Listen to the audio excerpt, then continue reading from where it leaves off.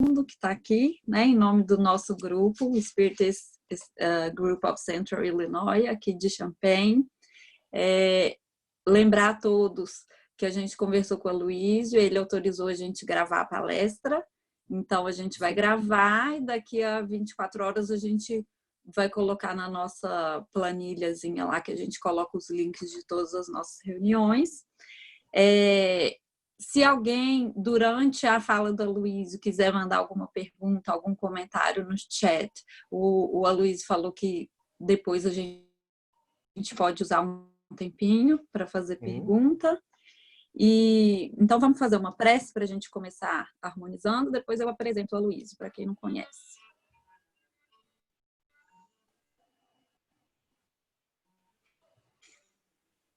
Então, vamos fechar nossos olhos, elevar nosso pensamento. Pedir a Deus, nosso Pai, Jesus, nosso Mestre, nosso amigo, que abençoe o nosso estudo de hoje, que ilumine nosso amigo, nosso irmão Aloysio, que ele traga para a gente um pouco de esperança, de otimismo, de bom ânimo, para que a gente possa colocar em prática nas nossas vidas, principalmente nesses momentos turbulentos que todos nós estamos vivendo, que a gente possa aprender hoje sobre Jesus, para que a gente o conheça mais um pouquinho, para que a gente se aproxime dele e para que a gente possa amá-lo um pouquinho mais. A gente sabe que quando a gente ama Jesus, não tem motivo para desânimo, para desespero, para pessimismo. Então pedimos, Senhor, que abençoe a cada um de nós que estamos aqui hoje e abençoe também nossos amigos que não puderam estar presentes aqui conosco hoje. Que todos nós consigamos manter o pensamento elevado para que a gente possa absorver todo o conhecimento compartilhado aqui hoje. Fique conosco, espiritualidade amiga, durante esse momento. Que assim seja.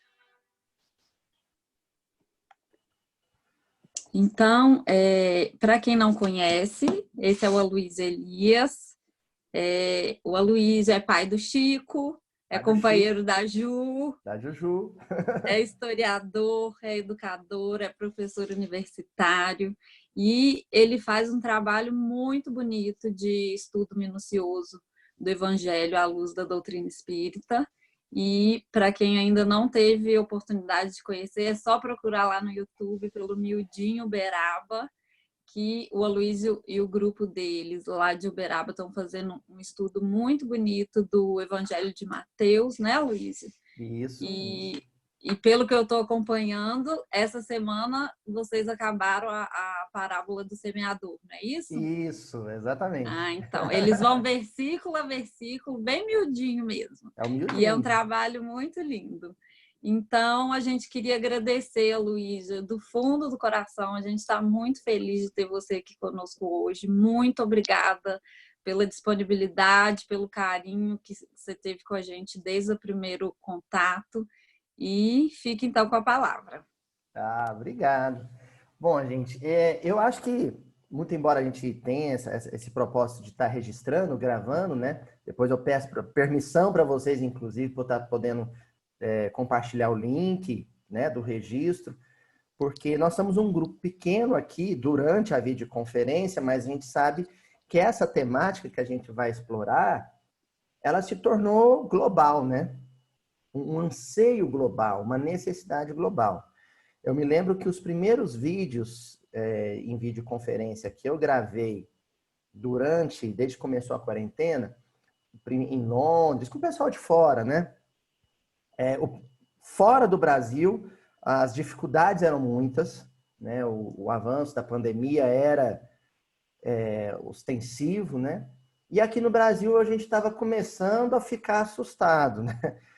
Mas agora o Brasil, isso é de conhecimento mundial, passa por um momento crítico, né? Um momento quase tão difícil nesse momento quanto o que vocês vivenciam nos Estados Unidos, né? E coincidiu de, na época, a Gabi fazer o contato comigo e pedir esse momento, que eu considero, gente, como se fosse uma reunião de família. Sabe essas videoconferências de familiares, cada um na sua casa, vocês aí nos Estados Unidos com os parentes do Brasil, a gente se reúne para matar a saudade e dar força um para o outro. Eu queria que vocês entendessem esse vídeo dessa maneira. Eu sei que as coisas aí estão muito difíceis e vocês sabem que as coisas aqui no Brasil estão muito difíceis. E a dor nos irmana. A dor rompe fronteiras. A angústia, ela acaba com as bandeiras, ela acaba com as nacionalidades e nós nos tornamos família humana, né? Então, nesse exato momento, nós somos uma grande família passando um perrengue, né? Como diz aqui em Minas, um perrengue, né? Vendo a coisa ficar bem feia, bem complicada. O que a gente não pode é adoecer por dentro, né? O que a gente não pode é deixar que a possibilidade de uma enfermidade física se torne numa realidade de enfermidade psíquica. E nós temos condições, nós temos recursos, o Evangelho nos possibilita resistir a isso e manter a sanidade mental e emocional, né? Então, esse tema que eu propus para a Gabi, eu que propus para ela, né? Que é o bom ânimo, a esperança, o otimismo, ele surgiu como uma necessidade pessoal minha. Eu busquei leituras, textos, né? Os recursos que o Evangelho e a doutrina espírita me possibilita, para a minha sustentação, para a manutenção do meu equilíbrio, e no momento em que aquilo teve um efeito positivo sobre mim, eu falei, nossa, então agora é a hora de eu compartilhar com os companheiros, compartilhar com meus irmãos. É o que nós vamos fazer aqui. E primeiro eu queria dizer para vocês que nós vamos começar com algumas leituras, alguns versículos curtinhos de Paulo, com comentários de Emmanuel. Por quê? Quando a gente lê o Paulo e Estevão, não sei quantos de vocês já leram, né? Mas fica aqui a dica. Aproveita esse momento que é hora de ler Paulo e Estevão, né? Mas quando a gente lê o Paulo e Estevão, de Emmanuel, psicografia do Chico, quando o Emmanuel vai narrar aquele momento preciso e crucial na vida de Paulo, em que ele se dirige até a cidade de Damasco para perseguir o cristão Ananias, e próximo ao fim da jornada, ele tem um grande encontro com Jesus. O Emmanuel, ele é muito sutil na descrição dos detalhes, mas esses detalhes não estão lá por mero ornamento. Eles estão lá porque eles têm relevância para o entendimento do processo. Então, ele vai narrando a partida de Paulo de Jerusalém. Ele tinha acabado de perder um coração amado, que era Abigail, trazia já algum remorso pela lapidação de Estevão. Então, ele começa a jornada em Jerusalém e o Emmanuel vai descrevendo a viagem para Damasco. E o Emmanuel vai descrevendo que ele não se alimentava, ele não dormia. Os companheiros de jornada, né, os outros capatazes, né, os jagunços que ele estava levando, para a gente falar como aqui em Minas, né, os jagunços que ele estava levando junto com ele, conversava com ele, ele não respondia.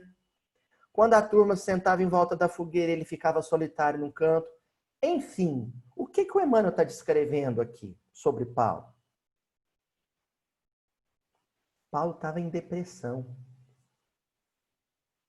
Não comia, não conversava, não dormia, não achava graça em nada, apático, semi-morto. Porque a morte do corpo existe, e é uma informação importante sobre doutrina espírita. E a morte do espírito também existe.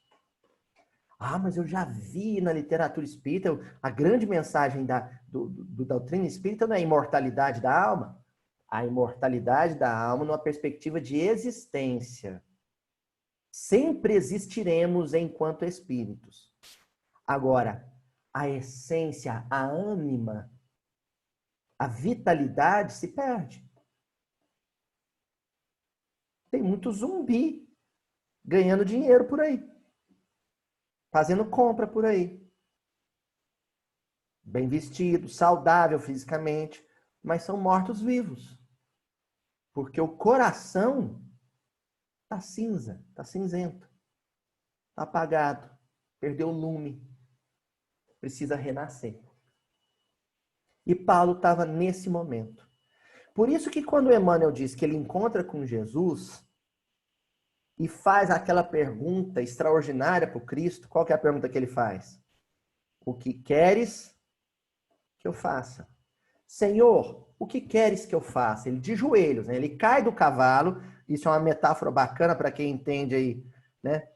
As metáforas mineiras, né? Ele cai do cavalo, literalmente, e cai de joelhos. No que ele cai de joelhos, ele faz uma pergunta para Jesus: o que queres que eu faça?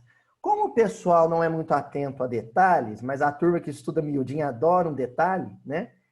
A gente já fala, o que é que Jesus responde para ele? Ah, vai para Damasco e procura o Ananias, não é? Errado. Antes de falar para ele ir para Damasco procurar o Ananias, ele dá uma ordem para Paulo. E essa ordem é a ordem que ele dá para todo mundo. Sabe o que ele fala para Paulo? Levanta-te. Levanta-te. Vai para Damasco e procure o meu servo. Levanta-te, a primeira ordem. Essa ordem, numa perspectiva mais superficial, é uma ordem de movimento motor, músculo esquelético, de postura física, ficar de pé. Mas subliminarmente tem aí uma ordem psíquica. Levanta-te é anima-te, renasça. E a postura do de pé, além de indicar verticalização, ou seja, movimento ascensional, busca de Deus, também já é um primeiro momento para um próximo movimento importante. Caminha. Não tem como caminhar quando você está deitado. Ninguém fala para alguém que está deitado direto, caminha. Ou sentado, ou de joelhos. A primeira coisa, levanta-te. Depois, caminha. Porque o caminhar, o avançar, o trabalhar, o servir, o produzir, pressupõe uma postura íntima de bom ânimo, de esperança, de otimismo. Então a ordem para ele é: levanta-te. Essa sempre será a primeira ordem que Jesus vai dar para a gente. Levanta-te. Aí, os versículos que eu trouxe de Paulo, que são todos sobre esperança, bom ânimo e otimismo, vão ter comentários de Emmanuel. E aqui vai ficar uma dica para vocês. Tem uma bagunça aqui, vocês não vão ver, mas eu vou ver se eu encontro aqui nas pilhas de livro. Ah, achei. Opa. Esse livro aqui, ó, ele não é tão conhecido. E ele é um livro sobre a obra do Chico, mas não é do Chico. Ele é do professor Clóvis Tavares. Não sei quantos de vocês já ouviram falar do professor Clóvis Tavares. Não sei. Oi? Ah, alguém está com o microfone aberto. Bom, o Clóvis Tavares, ele foi companheirão do Chico. Pra vocês terem uma ideia, o Clóvis, ele passou a lua de mel com a esposa, a dona Hilda, em Pedro Leopoldo. Ele casou e eles foram passar a lua de mel em Pedro Leopoldo, para ficar perto do Chico. E depois, todas as férias de família deles, eles iam para Pedro Leopoldo, ficar com o Chico, ou o Chico ia para Campos, no Rio de Janeiro, visitar o Clóvis, né? Passar uns dias lá. E o Clóvis tem uma relação com o Emmanuel comovente, né? E ele escreveu essa obra que se chama Amor e Sabedoria de Emmanuel. Essa obra ela é de fácil acesso, ela não é muito conhecida, mas é de fácil acesso. Aqui tem comentários do Clóvis sobre a obra de Emmanuel e algumas mensagens avulsas, mensagens que você não vai encontrar em livros da obra do Chico. Que o Chico psicografou em Pedro Leopoldo, o Clóvis se tornou o guardião dessas mensagens.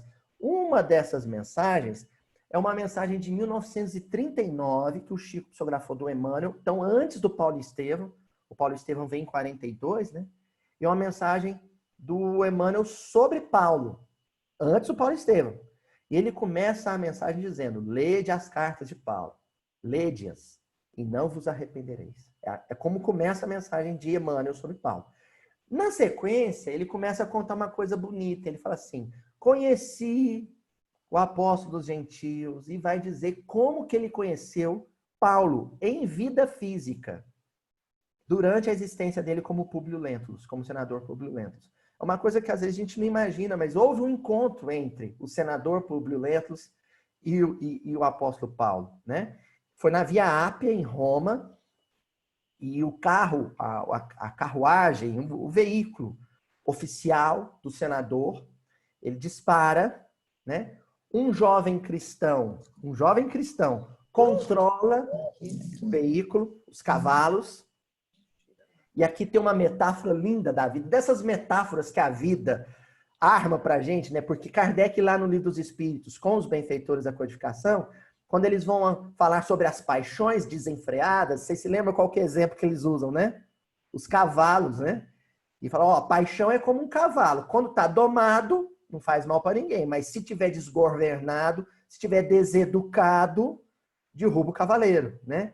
E ali uma carruagem oficial do Império Romano desgovernada, com cavalos deseducados, ou seja, toda a estrutura civilizatória romana não tinha domínio sobre suas paixões.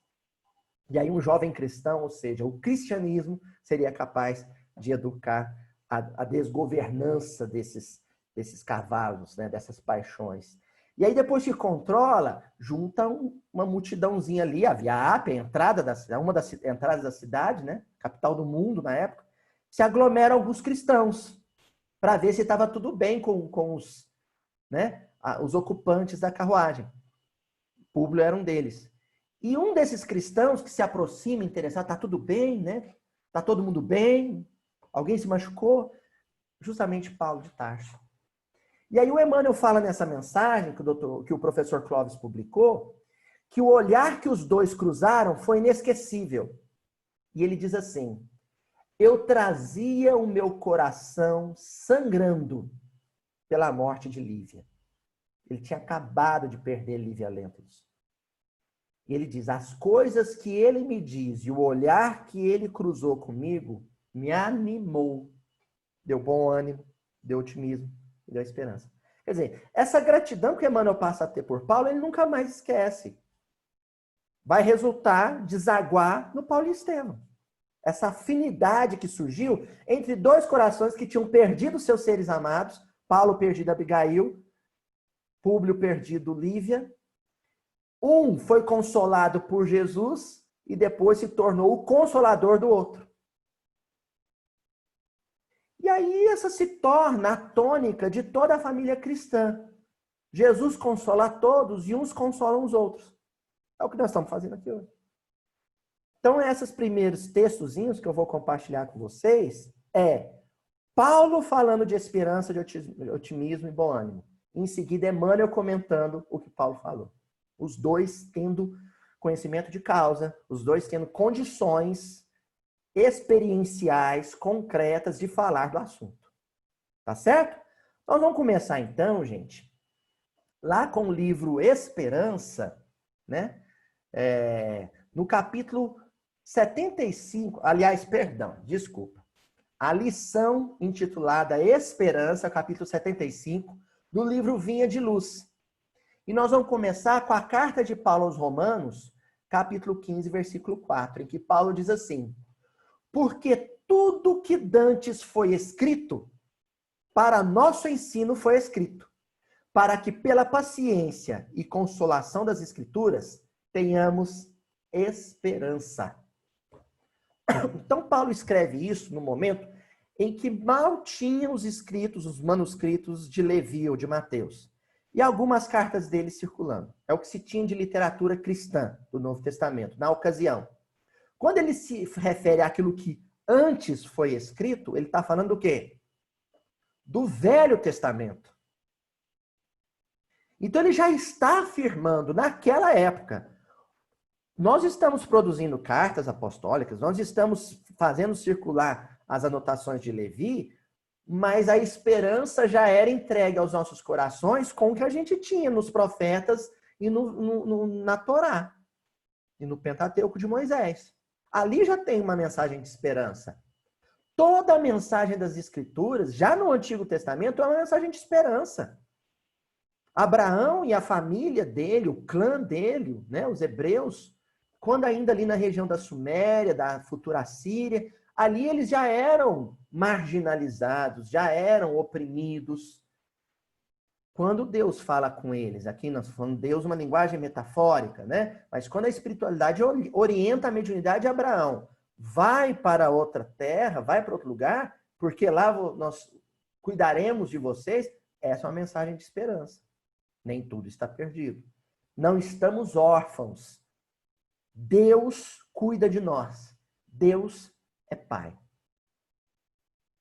Depois isso acontece no Egito com Moisés. Depois isso acontece durante o cativeiro na Babilônia, com as promessas messiânicas, os profetas messiânicos, até que vem o advento do Messias. E aí, então, o Novo Testamento é uma grande mensagem de esperança, né? Jesus o tempo inteiro dizendo, vinde a mim, vós que sofreis.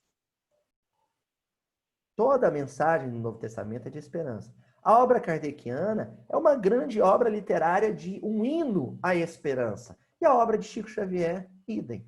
Então, eu estou dizendo isso, né, e reforçando o que Paulo está afirmando, para dizer que não estamos órfãos. Essa herança escrita é uma herança de consolação, de bom ânimo, de esperança. Só fica desesperançoso, só fica abatido quem tem isso na sua vida, se quiser. Se quiser manter o livrinho lá na prateleira. Ah, Luísio, mas às vezes a angústia é tanta, a aflição é tanta que a gente não tem nem força para ler. Acontece isso? Tem dia que a gente está tão mal que você pega o livro, ai, não estou conseguindo nem ler, estou abafado. Ah, vai fazer uma prece. Né? O Murilão aí vai aí na colônia onde ele mora, a colônia do mundo espiritual, com os pássaros cantando e as flores cintilantes, né? Então ele vai aí para o jardim aí, ao fundo, essa coisa linda aí. É a rua ou é o jardim, Murilo? Jardim. O que é isso? Nossa Senhora! Fiquei com vergonha do meu limoeiro sem vergonha aqui, ó. Então vai ali para debaixo de uma árvore e faz uma prece. Ah, Luiz, mas eu não tenho força nem para rezar. Também acontece. Tem dia que o peito tá tão abafado, coraçãozinho parece maracujá de gaveta. Se falar isso para os americanos, eles não sabem o que é maracujá de gaveta. Mas vocês sabem. Aquele maracujá para madurar, você põe na gaveta e fica murcho, o coraçãozinho da gente. Aí você faz o quê? Um exercício de respiração consciente, uma meditação. Fácil de encontrar na internet. Às vezes você não consegue fazer uma meditação guiada. Respira conscientemente. Respirar é uma dádiva que a gente trata com indiferença. Respirar é uma bênção. A primeira bênção que Deus oferece para a gente é respirar. Respirou, acalmou. Aí consegue fazer uma prece. Ah, Luiz, mas nem parar para meditar. Escuta uma música. Pronto, resolvi. Vocês conhecem Tim e Vanessa? A dupla aqui dos mineiros, meus amigos? Vai escutar uma música cristã, vai escutar Bach. Vai ouvir uma melodia sublime. Escuta. Aí a música é só abrir os poros e deixar ela invadir. Melhorou o padrão vibratório? Agora você consegue fazer 1 minuto de respiração profunda. Acalmou? O coração parou de bater acelerado? Acalmou? Agora dá para fazer uma prece. Fez uma prece? Pronto, você subiu o monte. Está lá no topo. Aí é só receber a Torá, que nem Moisés fez. E é interessante uma coisa que Deus fala para Moisés, hein? Deus fala para Moisés assim, sobe até o monte, sobe o monte e fica lá. Porque o mais difícil não é elevar o padrão vibratório, o mais difícil é sustentar. Hã? Não adianta você ir para a árvore, para o jardim, rezar, ouvir Tim Vanessa, aí consegue ler uma página do Emmanuel, entra e vai ver os números da pandemia. Não adianta. Números da pandemia para o pessoal da OMS, para o governo. A gente tem que cumprir as regrinhas certinho, máscarazinha, álcool gel, ficar em casa quietinho e rezar. E não ficar toda hora na televisão, com raiva do Trump, com raiva do Bolsonaro, com raiva de sei mais de quem. Porque aí você despenca. Você cai lá do topo do monte, sai rolando assim, ó, ladeira abaixo. E quando despenca, despenca se machucando. Aí fica todo ferido por dentro. É um tombo. Aqui em Minas a gente fala trupicão. Toma um trupicão e sai tudo esfolado, com a alma esfolada. Com o mundo íntimo machucado. Não precisa disso. Né? Vamos ver o que o Emmanuel comenta dessa frase de Paulo? Ele começa dizendo assim, a esperança é a luz do cristão. Frase lacônica, a esperança é a luz do cristão. Ele está afirmando que o padrão vibratório, a psicosfera da Terra hoje é um nevoeiro, é denso. Tinha um professor meu na faculdade que ele era espírita também, e às vezes a sala de aula estava tensa, principalmente com as brigas de comissão de festa, sabe, para formatura, aí ficava aquele clima pesado. Aí ele falava assim para mim, ele sabia que eu era espírita, ele falou assim, meu amigo, a vibração que hoje está de partir com faca, tão densa, sólida, é a vibração da Terra hoje. Vibração de raiva, vibração de revolta, vibração de angústia. O pessoal que não está podendo trabalhar para ganhar dinheiro com raiva, porque não pode trabalhar para ganhar dinheiro. O pessoal que está tendo que ir para o hospital trabalhar, às vezes, fora os heróis, né? Mas tem aqueles que vão a contragosto, revoltado porque não pode ficar em casa. Isso tudo emite na psicosfera do planeta vibração negativa. A turma em casa com medo, angustiado, com medo de adoecer. E a gente vai poluindo o ambiente com matéria fluídica, vibratória densa. Como é que fica? O sol penetra? Não penetra. O sol das almas, que é o Cristo, seus raios penetram? Não penetram. Aí fica a escuridão. Aí a luz que não chega do alto tem que sair de dentro de nós. Nós devemos nos tornar pequenos vagalumes, pirilampos, sabe?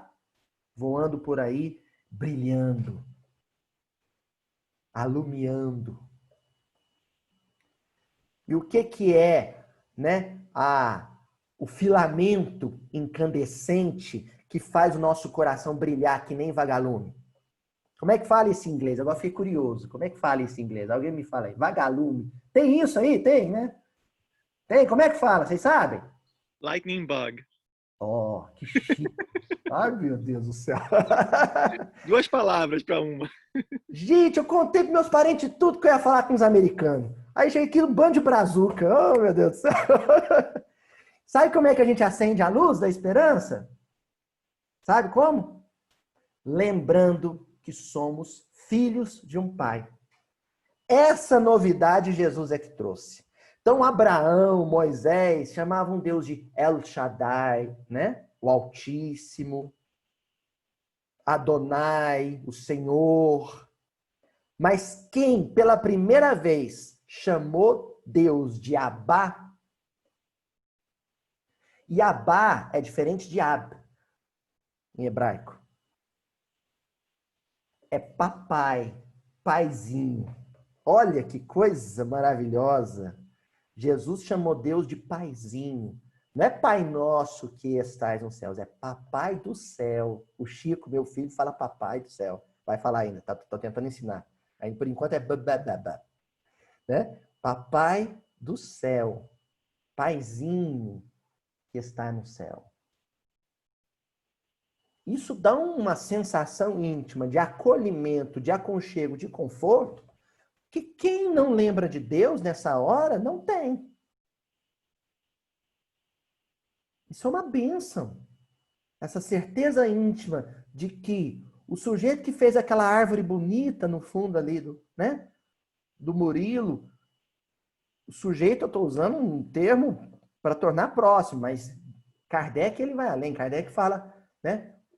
Que é Deus? Não fala quem é Deus. Que é Deus? A gente não sabe. O que a gente sabe é que a relação dele conosco é paternal, segundo os ditos de Jesus. Então, quando a gente começa a pensar, cogitar isso, refletir sobre isso, começa a dar um calorzinho no coração. Esse calorzinho é a esperança. Aí a gente se ilumina, né? Ó, o Emmanuel continua falando assim: a dor costuma agitar os que se encontram no vale da sombra e da morte. Aqui ele está fazendo uma referência ao Salmo 23, de Davi. Onde o medo estabelece atritos e onde a aflição percebe, entre aspas, o ranger de dentes. Aí ele está fazendo referência à parábola de Jesus. Nas trevas exteriores, né, do festim de núpcias. Mas existe a luz interior, que é a esperança. Existem trevas que estão exteriores. E sobre elas nós não temos controle. Se vocês falarem assim, Covid, para de adoecer as pessoas. O Covid vai obedecer? Não vai. Se você falar para o governador aí de Illinois, né? A gente fala Illinois mesmo, não sei como é que pronuncia. Se você falar para o governador assim, ó, é para fazer assim, assim, assado. Ele vai obedecer? Não vai. Às vezes a gente não consegue nem com parente. Aqui no Brasil nós estamos passando uma dificuldade com os idosos. Tem idoso que não quer parar em casa de jeito nenhum, quer ir para a rua, quer ir passear na rua. Às vezes você não consegue nem com o idoso que mora com você falar, fica em casa. Ele não obedece. Então, aquilo que está fora de nós, nós não temos controle. Agora, a disposição íntima, a gente tem total controle. Eu não consigo, às vezes, fazer um colega de trabalho que lá no home office falou para mim que está desesperado, que já não tem mais esperança. Eu não consigo fazer ele se alegrar, mas eu consigo permanecer, manter a alegria por aquilo que eu tenho. Ô, gente, vamos e venhamos, né? Viver a pandemia com água encanada, tratada, energia elétrica e internet banda larga? Que pandemia, gente boa essa nossa, né? Vamos pensar aqui que foi a peste negra, né? Na Idade Média. Não tinha nem sabão, que dirá álcool gel. Não é? Então a gente começa a lembrar dessas coisas, a ponderar essas coisas, começa a falar, espera aí, tá tudo muito bem, tá tudo muito certo. E mesmo o desconforto que esse momento traz para nós, vai deixar um rastro de luz. A humanidade não vai ser a mesma, não. Ou pelo menos parte da humanidade não vai ser a mesma. Vai ter um saldo positivo. Né? Outro dia eu vi um ponto de ônibus, uma coisa legal aqui no Brasil, falava assim, eu não quero que... Uma pessoa escreveu lá, eu não quero que as coisas voltem a ser como eram. Porque tem gente que está assim, ai, vai passar logo, em breve as coisas voltarão a ser como eram. Não pode voltar a ser como era, porque não estava bom. Eu, quando terminar a pandemia, eu não posso voltar a ser o mesmo. Eu tenho que ser alguém diferente, porque senão eu vou perder o benefício. Porque senão esse transtorno todo vai ter sido em vão. Então ainda tem mais esse outro bom motivo para manter a esperança, o otimismo e a fé. Nossa, quando terminar eu serei alguém melhor. Alguém menos difícil de conviver. Alguém menos cri-cri, menos chato. Menos cheio de manias. Essa pandemia está salvando muito casamento. Tem gente que fala que não. Né? Tem gente que fala assim, vai acabar em divórcio, porque eu estou brigando com meu marido, com a minha mulher todo dia. Porque a gente tem... Sabe por que você, antes da pandemia, não brigava com seu marido ou não brigava com a sua esposa? Porque você não anotava, você não o percebia, você não o sentia. Você era indiferente a ele. Você estava tão, sabe, absorto, tão envolvido com as questões de fora de casa, que quando você chegava em casa, na verdade você dividia um quarto de hotel com o seu cônjuge, com seus filhos, ao lugar de dormir. Pronto. Agora não, agora virou lar. Agora virou convívio. Agora você percebe o outro. E aí sai briga. Mas atrito, né? O Guimarães Rosa, autor aqui de Minas, falava: pedra com pedra que se dão, se arredondam. Faca com faca que se dão, se amolam. Quando terminar a pandemia, você for dar o primeiro passeio bacana com seu marido, com a sua esposa, você vai segurar na mão e falar assim: bem, nós estamos diferentes, não é? Eu e a Juju aqui tem dia que, não, senhora, só falta voar a panela. O bicho pega aqui. Aí, de vez em quando, à noite, aí eu olho pro lado assim: nossa senhora, como é que ia se atravessar isso sem essa baixinha, hein? Aí você cutuca e fala: bem, dorme com Deus. Aí é tão bom dormir abraçadinho. Só falando no casamento, mas aí tem as outras questões. Quem tá com os pais, nossa, que coisa boa, meu pai tá aqui comigo. Ele é difícil, é custoso, mas tá aqui comigo. Os filhos, então, criança na quarentena é difícil, não é? O Chico tá botando fogo na casa. Mas eu olho para ele e falo: nossa senhora, que bom que meu filho tá tendo saúde para fazer bagunça, né? E a gente vai percebendo essas coisas positivas. Ah, Luísa, mas e se você adoeceu? E se você está no hospital? Hora do balanço. Essa semana eu fiz uma palestra para a Casa do Caminho, lá de Patrocínio, o Centro Simão Pedro. Alguns de vocês devem conhecer o Simão Pedro. O Simão me convidou, eu fui falar com eles do livro Renúncia. O nome da palestra é Padre Damiano e as lições do Catre. Quem lê o livro Renúncia vai lembrar do Padre Damiano. E o Padre Damiano, no final da vida física, ele ficou na cama, doentinho. E aí ele vai falar com a Alcione, né? Alcione Villamil. Ele falou assim: olha, a cama, o catre, o leito de enfermidade, tem me ensinado coisas que esses anos todos de sacerdócio não me ensinou. Às vezes, um adoecimento, um leito de hospital, uma situação extrema, vai me trazer valores que os livros espíritas todos que eu li até hoje nunca me trouxeram. Isso tudo é motivo de alegria, de contentamento. Nada de dizer maldito vírus, não. Bendito vírus. É obra de Deus. É obra de Deus.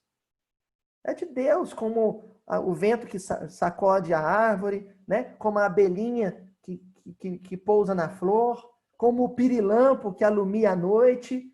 É o vírus que renova as consciências. Por isso o Emmanuel vai avançar dizendo assim: a negação humana declara falências, lavra atestados de impossibilidade, traça inextricáveis labirintos, né? Se você ligar a televisão aí, o noticiário é: o mundo está acabando, é o fim do mundo, né? O mundo vai viver uma crise financeira que vai durar 15 anos. Metade da população vai adoecer e a metade desses que adoecer vai morrer. O mundo é negativo, é down. Isso aí eu sei em inglês, né? É para baixo, né? O mundo é sombrio. As pessoas, nos noticiários de TV, nas lives de internet, elas estão com uma nuvenzinha assim sombria. Sabe aquela desenho que tem um trovão, um raio em cima da cabeça? Aí o Emmanuel continua dizendo assim: no entanto, a esperança vem de cima, à maneira do sol que ilumina do alto e alimenta as sementeiras novas. Desperta propósitos diferentes, cria modificações redentoras e descerra visões mais altas. Então, o que acontece? Você se ilumina por dentro, que nem o pirilampo, e aquilo te faz volitar. Psiquicamente, você começa a planar. E subir, subir, subir. E, de repente, quando você percebe, você está acima do nevoeiro. Acima da escuridão. Todo mundo aqui, todos vocês já viajaram de avião, né? Quando passa das nuvens, hora terrível. Eu detesto avião, não sei se vocês sabem disso, né? Um viagem de avião, nossa senhora, Deus comigo. Mas já viajei. Eu não confio naquilo. Não tenho fé a esse ponto. né? E aí passa do avião, passa da nuvem. Vocês já viram o sol acima das nuvens? O que é aquilo, não é? A única hora que eu gosto quando eu estou viajando de avião é essa hora. Aí você vê aquele sol iluminado. A gente tem que sair do chão. Tem que volitar intimamente. Aí você vê um sol brilhando, que é nosso Senhor Jesus Cristo. Então, a gente precisa acender e acender. O português tem essas nuances, né? Linguísticas. A gente precisa acender, de ascensão, e acender, de brilhar. As duas coisas, né? Continuando aqui. Ixi. Pessoal, acho que eu saí da sala sem querer. Saiu não, Aloysio, estamos te Não? ouvindo. O que eu tenho que fazer aqui? Vocês sumiram para mim. Ah, Voltou. Poxa, vocês chamam esses caipira de Uberaba para mexer com essas coisas chiques. Aí dá esses problemas aí. Ai, ai. Mas vamos continuar. Passando vergonha com os americanos. Oh, meu Deus do céu. Aí, continuando. Ó, o Emmanuel pega e diz assim: não nos percamos em lamentações. Não nos percamos em lamentações. Qual que é a imagem que vem à nossa cabeça quando ele fala se perder? Labirinto. Sabe quando você começa a falar, nossa, e se eu adoecer? Não, mas se eu adoecer, eu vou ficar no isolamento. Quem que vai cuidar do meu filho?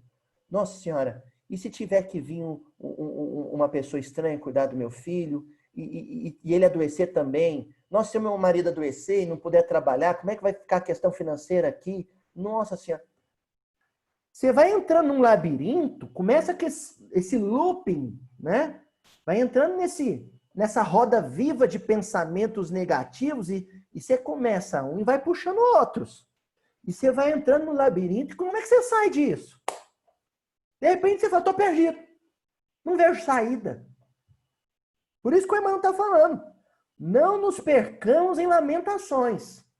Todo momento é instante de ouvir aquele que pronunciou o vinde a mim. Não entra nessa, gente, porque sair é complicado. Você tá lá de manhã, né? Fazendo bacon com ovos, vocês comem isso de manhã, né? Pois é, né? Mas também vocês não comem aí feijoada. Feijoada é bravo também, né? Aí você tá de manhã comendo lá um cereal. Eu vejo isso nos filmes. Bacon com ovos. Tudo, né? Você tá com comida na mesa. Qual que deveria ser a atitude? Obrigado, Jesus. Mas não, sabe o que você começa a fazer? Nossa, e se eu ficar sem dinheiro? E se não tiver mais como comprar o café da manhã? E se me faltar o café da manhã? O que eu vou comer de manhã? Você entra nisso. Você pode se alegrar pelo que tem ou se entristecer pela possibilidade de deixar de ter. Se você vai pela segunda via, é um labirinto. Aí você vai começar a puxar outros pensamentos negativos e você não sai disso mais. Fácil, não. Às vezes só vai sair com medicação. Em acompanhamento terapêutico, um acompanhamento clínico médico. Aí é mais complicado, porque aí fica involuntário. Aí é a química do cérebro. Aí são os receptores. Aí você vai precisar de ajuda farmacológica, alopática, para voltar a ter uma sensação de bem-estar. Por quê? Porque pode haver aí uma predisposição genética, não é? Não é assim? Pode haver uma predisposição genética. O momento não é propício, então os ânimos já estão aviltados. E aí você não pode dar brecha para essa predisposição. Então você tem que manter, subir o monte e ficar lá. É fácil? Não, não é fácil.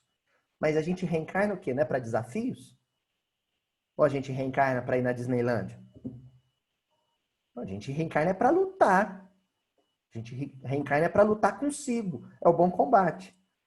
Aí o Emmanuel pega e avança dizendo assim: Levantemo-nos. Olha aí, o que o Paulo escutou de Jesus? Levantemo-nos e prossigamos. Verticaliza, levanta, fica de pé e caminha. Convictos de que o Senhor nos ofereceu a luz da esperança, a fim de acendermos em nós mesmos a luz da santificação espiritual. A palavra santo, né, na sua origem hebraica, né? Santo, kadosh, né? Aquele que é separado, aquele que se distingue. Então, enquanto a multidão toda lamenta, amaldiçoa o vírus e só enxerga sofrimento, tristeza e tragédia, eu me distingo, eu me separo, eu sou santo, eu sou diferente. Santidade é isso. Ser santo é não ser igual. Não ser mais um. É ter uma atitude diferente. Eu vou ser diferente. Quando eu entrar no Facebook, quando eu entrar no Instagram, eu não vou entrar para ficar falando mal de político. Eu vou entrar para divulgar uma mensagem bonita do Emmanuel. Quando eu entrar no grupo da família do WhatsApp, eu não vou entrar para bater boca com aquele meu tio sabe, que é contra o isolamento. Eu vou entrar para falar, bom dia, gente. Jesus abençoe a todos. Se precisar conversar de um amigo, eu estou aqui. Pronto. Me distingui. Sou santo. Não pode ser santo do pau oco. Ou seja, aquele que está, né? O etrog, né? Na tradição hebraica, né? É o marmelo, que tem cheiro, aroma, mas não tem sabor. Não pode ser. Tem que ter aroma e tem que ter sabor. A fruta tem que ter bom cheiro e bom sabor. O cristão tem que ter um sorriso nos lábios, uma palavra doce, mas tem que ter antes sentimentos nobres. Porque as pessoas são sensíveis à nossa vibração. Gente, dos Estados Unidos, vocês podem sustentar uma família lá no Vietnã. Sustentar vibratoriamente. Não sei se vocês estão fazendo isso, mas aqui na nossa casa nós estamos fazendo um culto diário. Todos os dias. À noite, eu, minha mãe, a Juju e o Chico. A gente para, a pausa, o sábado, Shabat, hebraico, né? Dá a pausa na vida. A televisão aqui em casa a gente só liga para ver a galinha pintadinha, que é gente boa beça. Desenho muito evoluído, eu gosto. Né?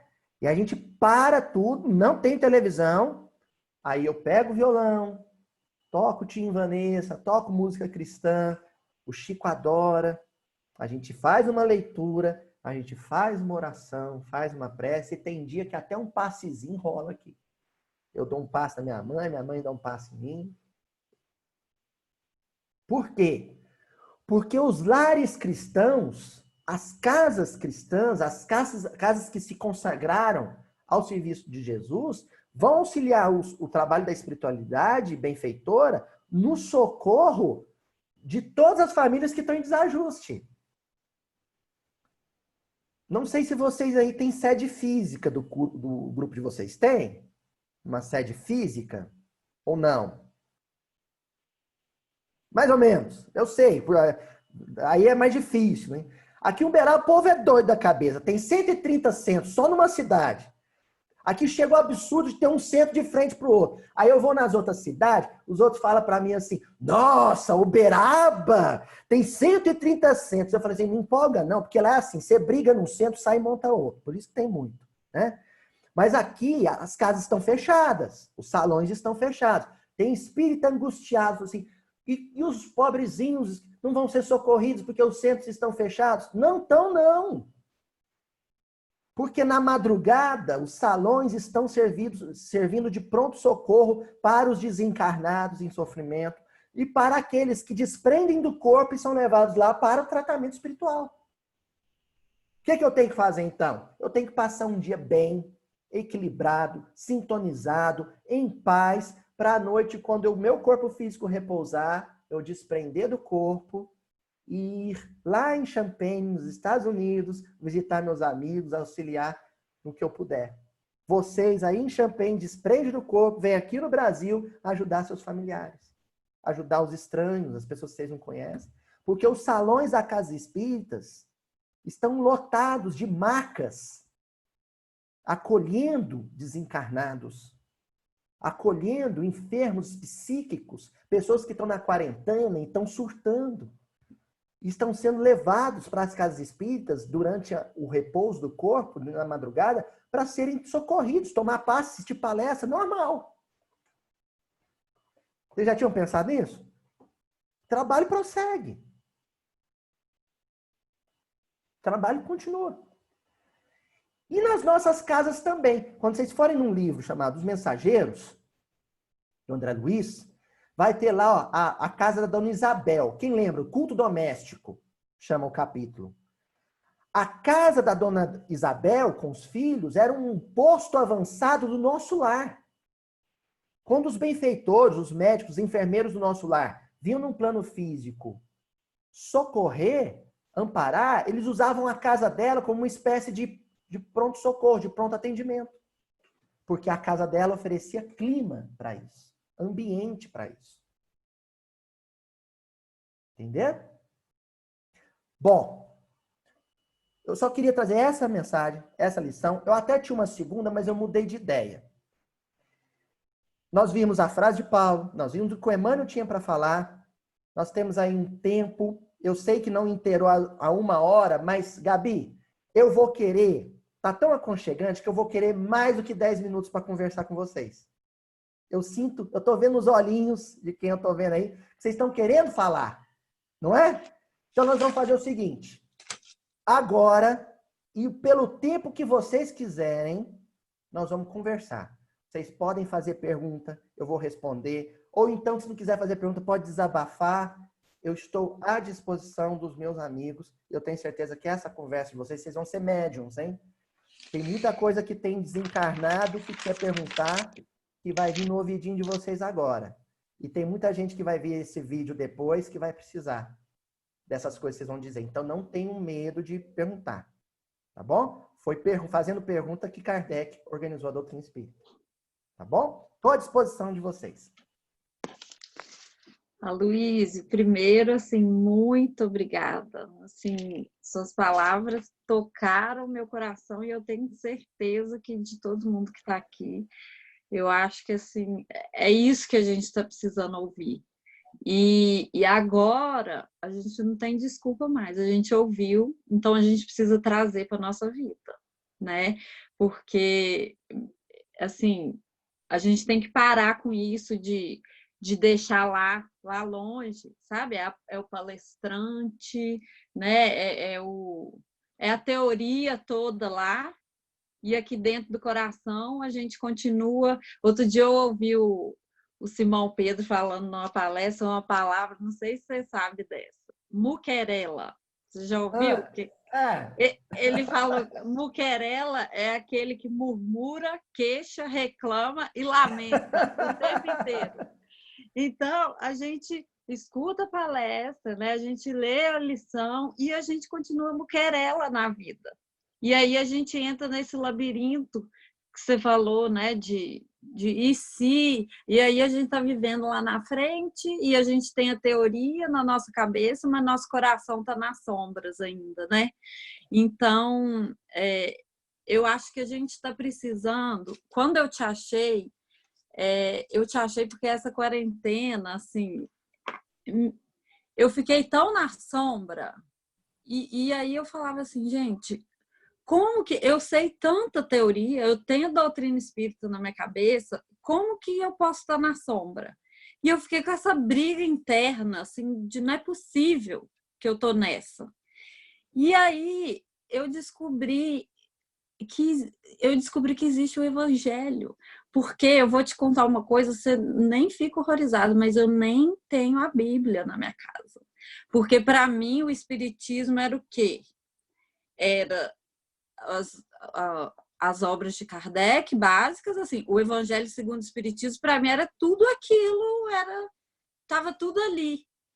E aí eu descobri você, descobri o Saulo, descobri o Simão Pedro, e eu vi que o evangelho é uma coisa que eu não tinha nem ideia daquilo. E agora eu estou começando a engatinhar no conhecimento do evangelho, e isso está me trazendo tanta sustentação, assim, eu estou conseguindo...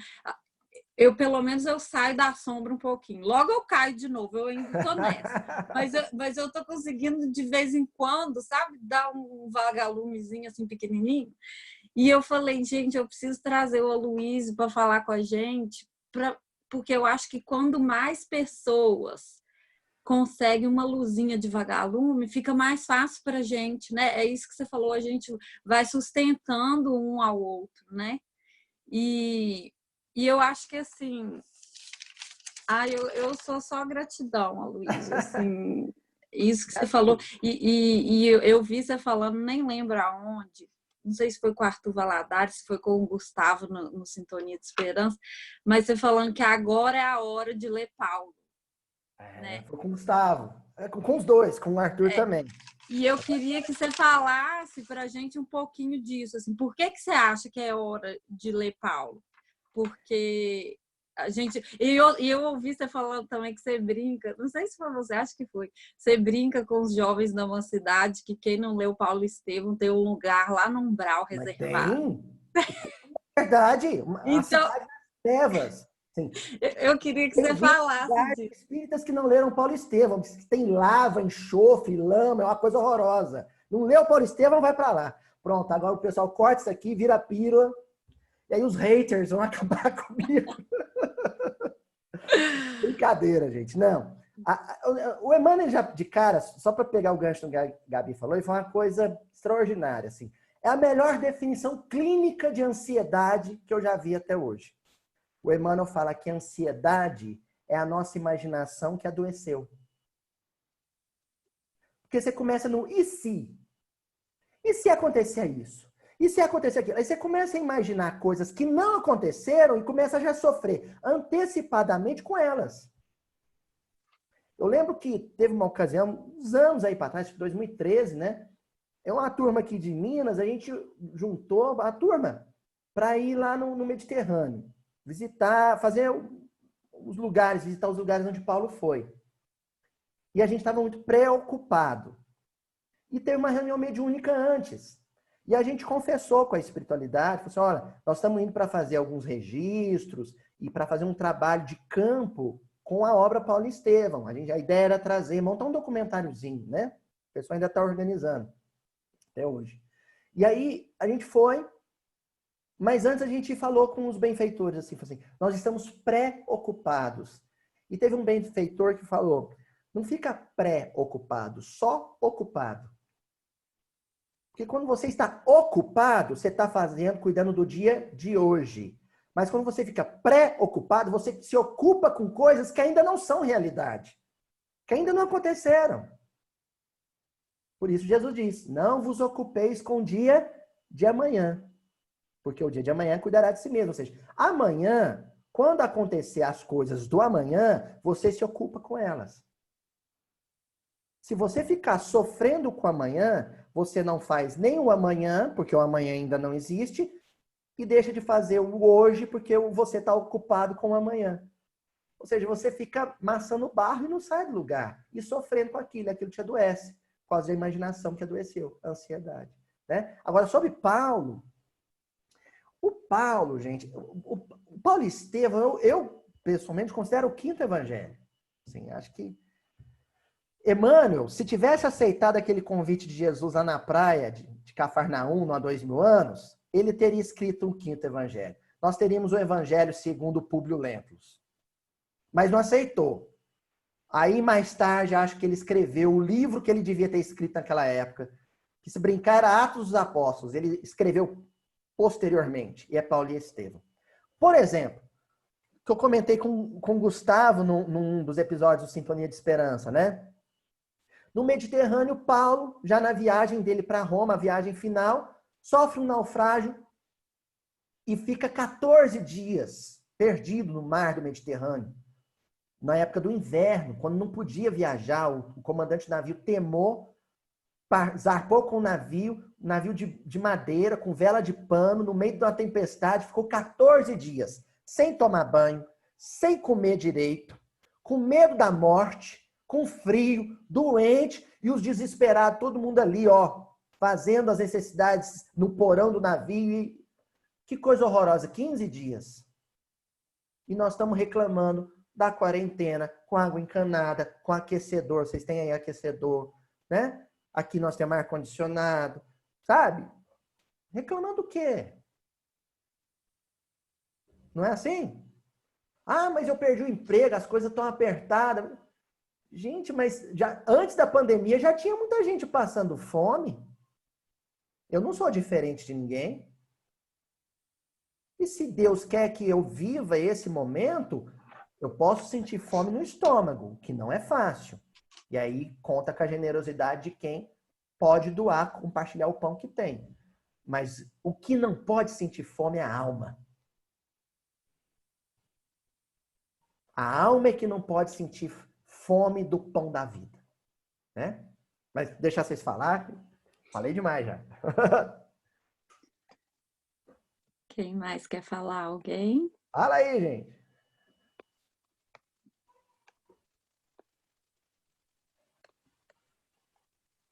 Ô, Luísio, Ô, André. tudo bom? Tudo bem, Joia. graças a Deus. Queria aproveitar esse O momento André, aí. o André é mineiro, que ele falou tudo bom. Sou mineiro, graças a Deus. Ah, tá vendo? É, Se sou falasse tudo mineiro, bem, não era. sou mineiro aí de Uberlândia. Eita, meu Deus do Pois céu. é, Todo lugar que eu vou, eles falam assim, ó, Luísio de Uberlândia. Eu falo assim, Uberaba. então, eu sei. Uberlândia é um bairro rural de Uberaba, para pessoa que não sabe, da internet, viu? É É uma cidadezinha verdade, aqui do lado. é bem verdade mesmo. Eu queria que você comentasse um pouquinho Hum, sobre esse caminho que você fez e vem fazendo, do estudo do Evangelho do Cristo mesmo, os quatro evangelistas, à luz da doutrina espírita. Como é que é esse trabalho? Que tipo de livro que você usa de apoio? Eu sou fascinado por esse estudo. Eu tento fazer ele aqui, seguindo, obviamente, várias palestras que a gente tem disponíveis no YouTube, né, tudo. O próprio trabalho que vocês fazem aí do Mildinho é um trabalho uhum. fenomenal, mas eu queria ouvir de você, porque eu fico até emocionado de poder falar com uma pessoa que tem já uma vasta experiência nesse estudo e mesmo assim demonstra tanto carinho, tanto apreço por aqueles que estão começando, sabe? Então, Nada, tem vasta experiência, nada. Quem tinha, ontem teria, dia 12 de junho, teria feito 90 anos se tivesse encarnado, que é o Honório Abreu. O seu uhum, Honório, né? O seu Honório, grande tarefeiro do movimento espírita, em âmbito nacional no Brasil. Agora, o pessoal fora do Brasil começa a conhecer o trabalho dele. Ele foi presidente da União Espírita Mineira, da nossa federativa aqui do estado. E o senhor Honório, quando ele ainda era moço, ele mais o seu Sobral, José Damasceno Sobral, o seu Leão Zálio, o seu Manuel, né? A turma lá de Belo Horizonte, a gente fala os velhinhos de Belo Horizonte, né? Ah, lá na década de final da década de 40, década de 50, né?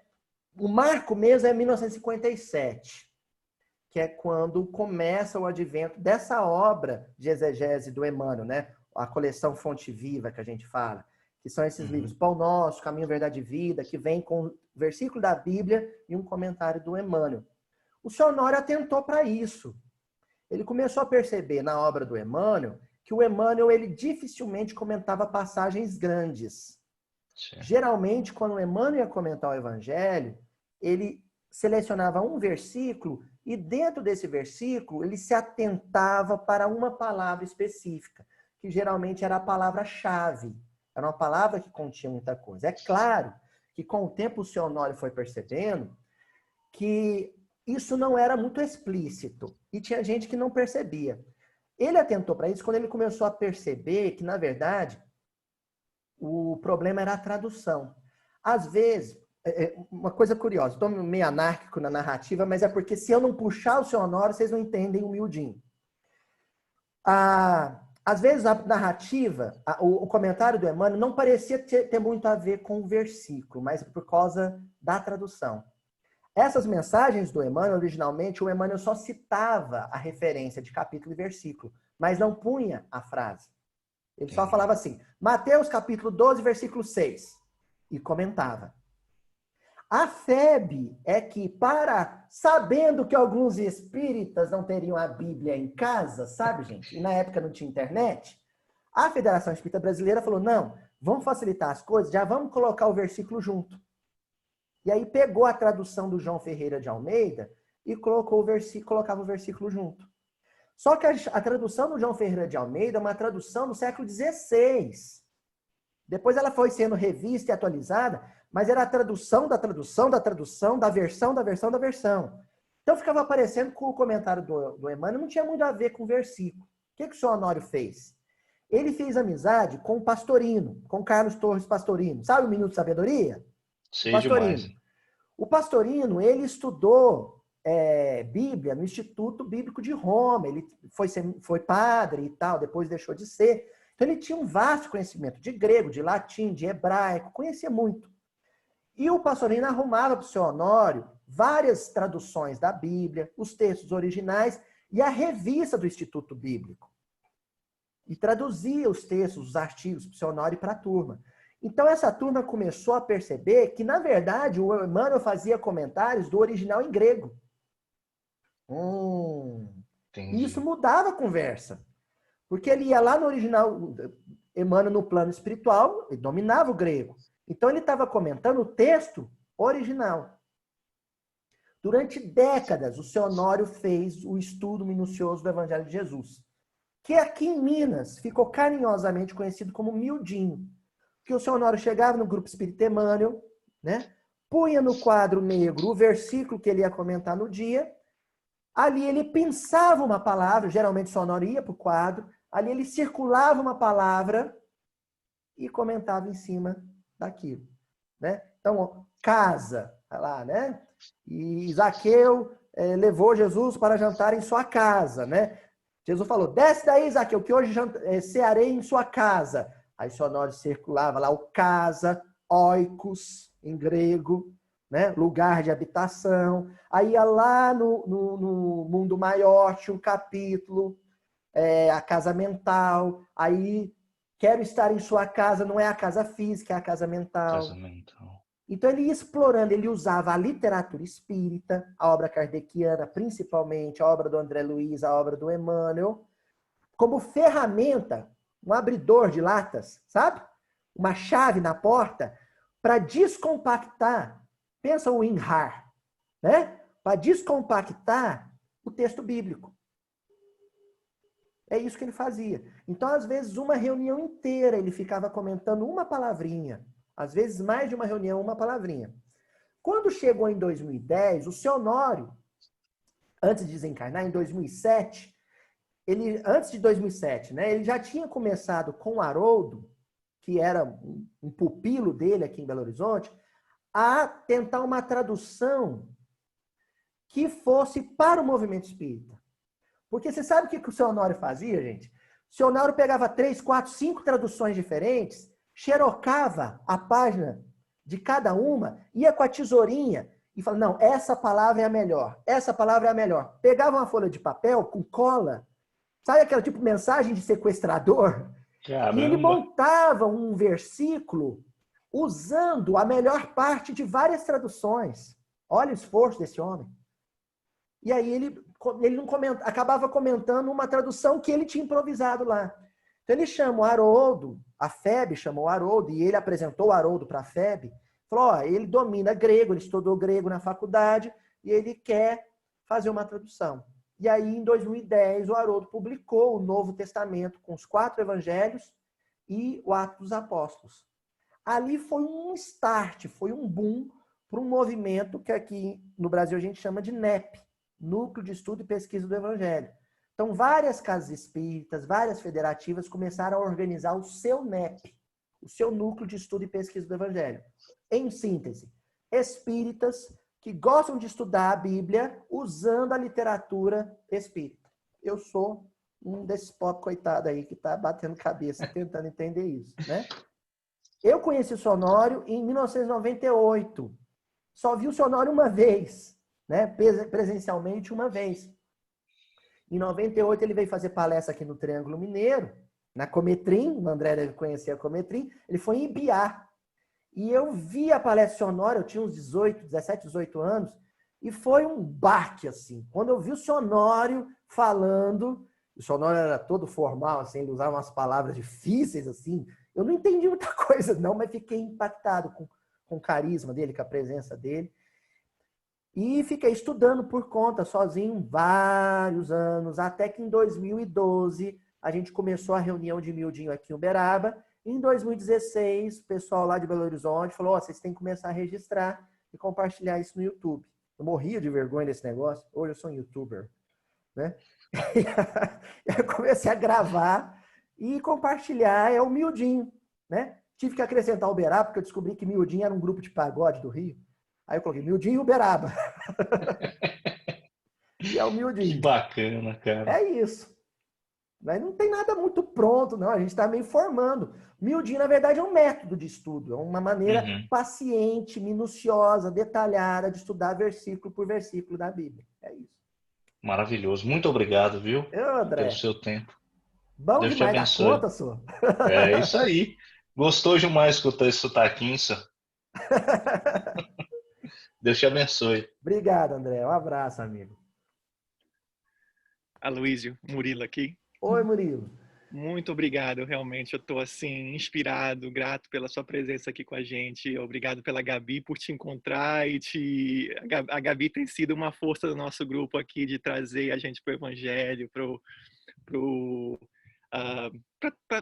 se encontrar mais com Jesus, né? E se a Gabi não tem a Bíblia, eu ainda não li Paulo Estevão. Então essa que é a piada do nosso grupo. Então eu tô me sendo vulnerável e falando Vocês isso. vão para trevas diferentes. Diferentes, um grau né? diferente. A gente né? não vai se encontrar, Os então. dois. Mas olha, o que você falou me tocou muito, essa ideia de, né, da gente estar nesse mundo, né? E que às vezes essa ansiedade, a preocupação, e às vezes quando você não tem essa ansiedade, essa preocupação, que às vezes acontece, há momentos na nossa vida, a parte da nossa, a gente não tem essa Claro. preocupação.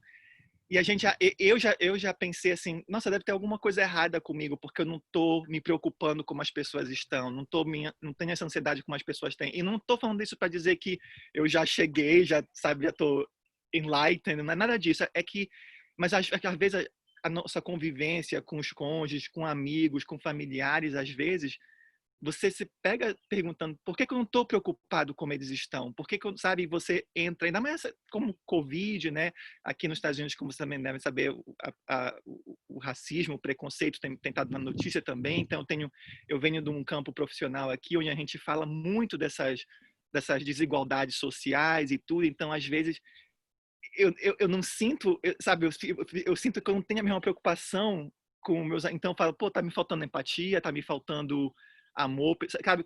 E acho que você pode ir por essa narrativa e achar que tem alguma coisa errada, entendeu? Então o que você passou para mim é um pontinho de talvez não tenha nada errado. E deu mais segurança, né? Isso, deu mais segurança, exatamente.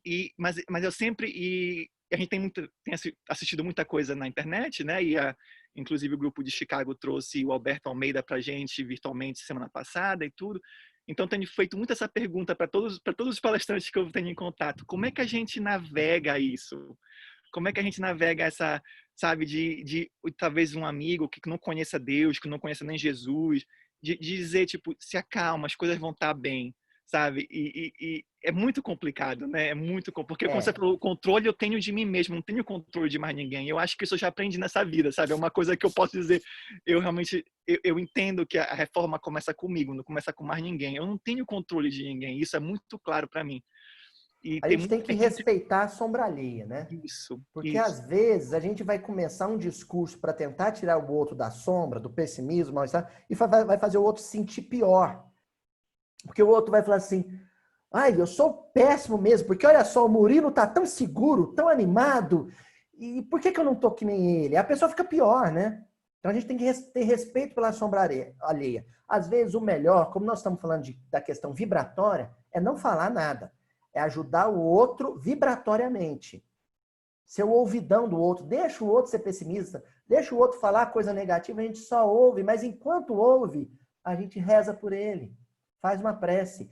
Nós, espíritas, ainda não descobrimos a força da oração. Às vezes, enquanto o outro fala negativamente, você vai orando. Aí o seu potencial vibratório, a sua energia positiva, vai envolvendo o outro. Aí, de repente, o próprio outro vira e fala assim, mas pensando bem, né? Eu não devia estar pensando assim. A vida tem tanta coisa boa. E começa a falar coisa boa. Sabe o que foi? Ele foi tocado pela sua mensagem subliminar, invisível, vibratória, que foi entrando, né? Pelos poros, pelo ouvido e tomando conta dele. Às vezes não precisa falar nada. Às vezes é melhor não falar nada.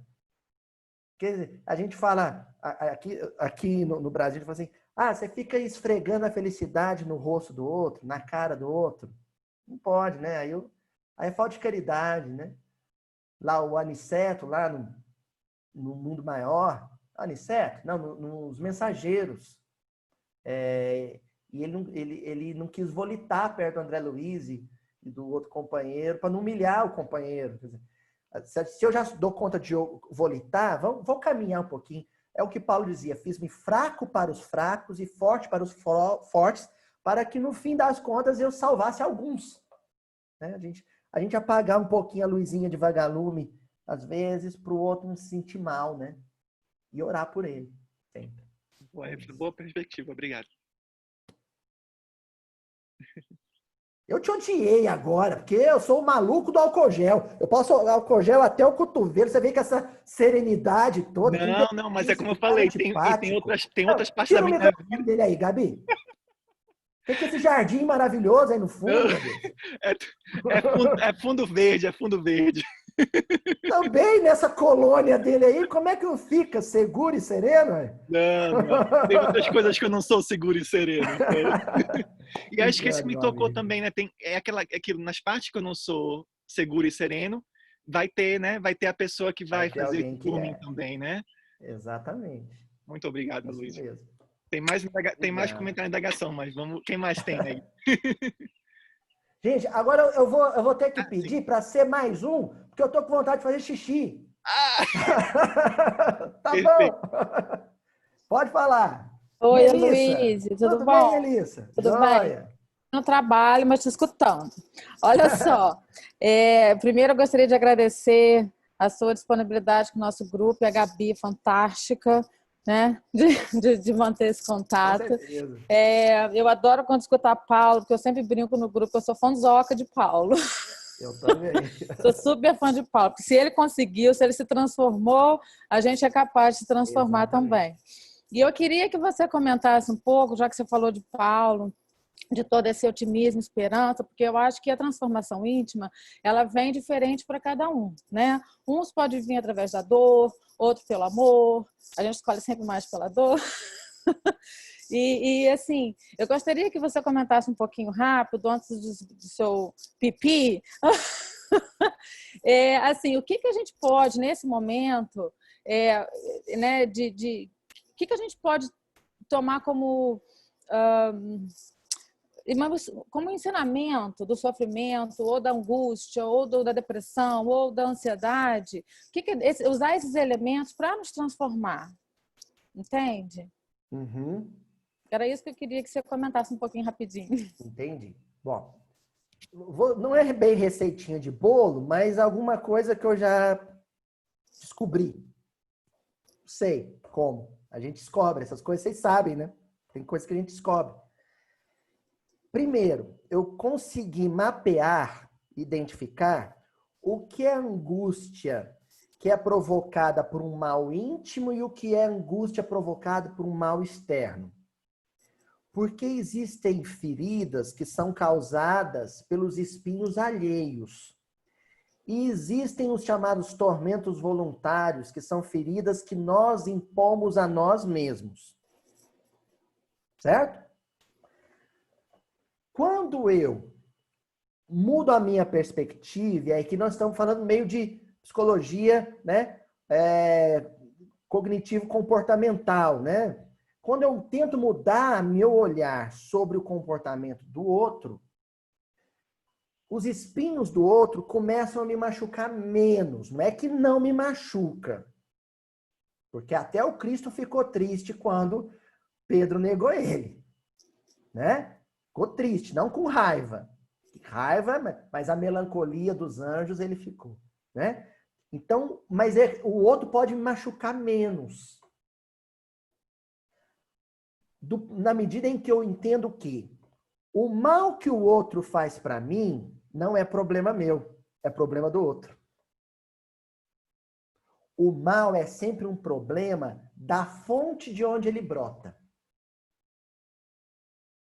O mal que o outro faz para mim é problema dele, não meu. Porque só é problema de verdade alguma coisa que macula a minha consciência. O mal que os outros fazem para mim não macula a minha consciência. Ninguém se sente culpado porque foi agredido. Sente?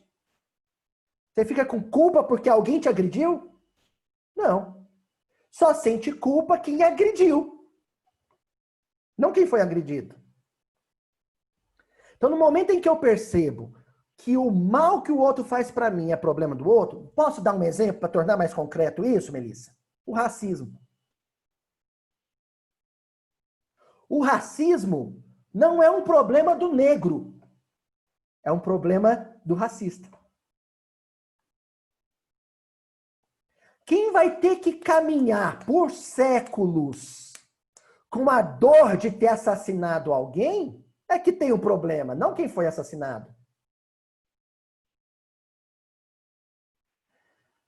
Aí, quando eu consigo enxergar dessa maneira, eu deixo de sentir raiva do racista. Eu começo a sentir pena, misericórdia, compaixão. Estão começando a entender? Agora, quando o racista me magoa e eu sinto raiva do racista, a raiva que eu senti do racista não é um problema do racista, é um problema meu. Porque eu o odiei. Esse fardo não está nas costas dele. Está nas costas dele o racismo. O ódio. A raiva está nas minhas costas. E eu, para fechar isso, Melissa, eu vou falar um negócio que o seu Honório Abreu falava, já que hoje a gente citou o seu Honório. Viu? Pessoal, o André, o pessoal aqui, os mineiros aí. Ó. O seu Honório falava assim, nós não devemos ficar atento para as ações das pessoas. Nós devemos ter cuidado com as nossas reações. Entendeu? Então, se eu levantei de manhã, fui tirar meu carro da garagem e o vizinho estava varrendo a calçada dele e jogou a sujeira da calçada dele para minha calçada, essa ação ruim foi feita por quem? Pelo vizinho. É um problema do vizinho. Sobre isso eu não tenho controle. Agora, o que eu vou fazer quando baixar o vidro do meu carro é uma reação. Eu posso abaixar o vidro do carro e falar assim, ó, seu folgado! Vá jogar essa sujeira pro outro lado, bocó. Ou eu posso abaixar o vidro e falar assim, bom dia, fulano. Bom dia para você. Um abraço para sua família. E ir embora pro trabalho. E quando eu voltar, ou o dia que eu tiver folgado, eu vou lá e varro a sujeirinha dele e tá tudo certo. É assim. O que nos faz sofrer de fato é a nossa reação, não a ação do outro. Ah, mas Aloysio, o racismo tem me feito mal. Não, o racismo não tem te feito mal. O que tem feito mal é o ódio que você sente do racista. É a indignação, a revolta que você fica com o racista. Luiz, mas não, então a gente não pode ver o erro dos outros? A gente pode ver o erro dos outros, só não pode deixar que o erro dos outros nos adoeça. Nos tire o equilíbrio, nos tire o juízo. Porque se o erro do outro, que eu fui capaz de enxergar e sei que é um erro e nunca faria igual, se esse erro não me perturbar, não desalinhar meus chakras, eu vou ser capaz de olhar para o outro com misericórdia e orar por ele e rezar por ele. Paulo e Estevão é isso. Paulo e Estevão é exatamente isso. Quando Paulo, no discurso de Estevão, no Sinédrio, né? Vão fazer o Murilo ficar com vontade de começar hoje, Paulo e Estevão, né? Quando Paulo perde o juízo e dá um soco na boca do Estevão, o Estevão cai e levanta já com a lágrima escorrendo. O sangue na boca e a lágrima derramando. O primeiro impulso dele, e o Estevão era agricultor, o Paulo ia tomar uma surra, mas ia ser um fight. O Estevão tem um impulso de revidar. Aí, num lampejo, em fração de segundos, ocorre para ele o que Jesus faria. E ele se lembrou que Jesus também tomou um soco na boca, virou para o soldado do templo e falou: por que me batestes? Não foi assim? Se eu falei mal, diga onde eu falei mal, mas se eu falei bem, por que me bateste? Esse cara deve estar com essa pergunta na cabeça até hoje. E isso ocorreu para o Estevão. E na hora que ocorreu nele, ele limpou o sangue, ele limpou a lágrima e falou para Paulo assim: o único poder que você tem sobre mim é o de me fazer chorar. O único. Mas você não arranha nem um centímetro da minha convicção. O único poder que o mal tem sobre os bons, que os maus têm sobre os bons, é de fazer os bons chorarem. E chorar a gente pode, mas odiar não. Odiar não. É isso. Tá bom? Obrigada, Vamos descansar? Vai ser muito bom manter contato com vocês, tá? Me achem aí pelas redes sociais, o Miudinho, vocês viram que não sou eu, né? Miudinho é o estudo. Miudinho aí. E a gente vai mantendo contato. Eu adorei o encontro com vocês. Jesus abençoe a cada um. E a gente está onde tem que estar. Vocês estão aí para sustentar a luz do Evangelho entre os nossos irmãos de outras terras. Tá bom? Aloysio, a gente é só gratidão. Muito obrigada, querido. Se você tiver que sair para ir fazer xixi, pode sair, que eu só vou dar os últimos...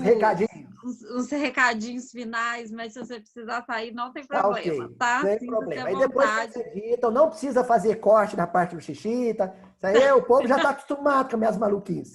Eu vou despedir de vocês agora e depois me manda o link para eu poder compartilhar com o pessoal lá, que eu acho que esse estudo vai ser muito importante para muita gente. Sim, tá muito bom? obrigada. Obrigado para todo mundo. Deus te pague. Abraço, gente. Tchau. Até mais. Então, pessoal, só queria dar alguns lembretes. Primeira coisa, se alguém quiser ser incluído no nosso grupo de e-mail, é só colocar o e-mail no chat que a gente inclui na nossa lista. E a gente tem 2 recadinhos. Primeiro, nossa palestra, nosso estudo semanal, que acontece toda quarta-feira à noite, de 7h30 às 8h30, horário aqui de Champaign, ou 9h30 às 10h30, horário de Brasília. Estão todos convidados. Quem quiser mandar o e-mail para a gente, toda semana a gente manda um e-mail com o tema da palestra, com o link do Zoom. E mais uma coisa, a partir dessa próxima quinta-feira, a gente vai ter, aí o Murilo até compartilhou com a gente o folder, a gente vai ter um curso com a Michele e o André, do NEP Maria de Nazaré, lá de Lavras, todas as quintas-feiras, de 6h30 às 7h30, horário aqui de Chicago, ou 8h30 às 9h30, horário de Brasília. Vão ser 9 encontros para eles ensinarem para a gente o beabá de como fazer o estudo do Evangelho à luz da doutrina espírita. Desde do básico, quais livros a gente pode consultar, né? Eu pedi para a Michelle para fazer assim, bem básico, para quem não sabe nada mesmo. Então, estão todos convidados. Não vai ser pelo Zoom, vai ser pelo Google Meet. Mas quem quiser mandar o e-mail para a gente envia o link. Tá? O Murilo também colocou aí o link para quem quiser pegar agora, se quiser. Então, todas as quintas-feiras, a partir da próxima quinta, até dia 13 de agosto. Então, vão ser 9 encontros. Estão todos convidados, podem convidar mais pessoas se quiserem, tá? Fiquem à vontade. E eu queria pedir para o Murilo fazer a prece final para a gente. Você pode fazer, Murilo? Nossa, sim, se tiver algum recadinho que eu esqueci também não, e quiser falar. Obrigado. Então vamos apenas levar nossos pensamentos agora a Jesus, a Deus, nosso Pai, todo misericordioso, Criador e causa de tudo e de todos. E apenas com o nosso coração cheio de gratidão, cheio de amor, cheio de paz, que nós possamos ser a luz na escuridão, a luz na nossa própria escuridão, a luz na escuridão dos outros e a luz na escuridão do mundo. E a esperança, o bom ânimo e o otimismo façam sempre parte de nossas vidas, a cada minuto, segundo, e que possamos sempre caminhar com elas no coração, rumo a Jesus, rumo à nossa felicidade eterna. Abençoe-nos hoje, agora e sempre, que assim seja. Muito obrigado.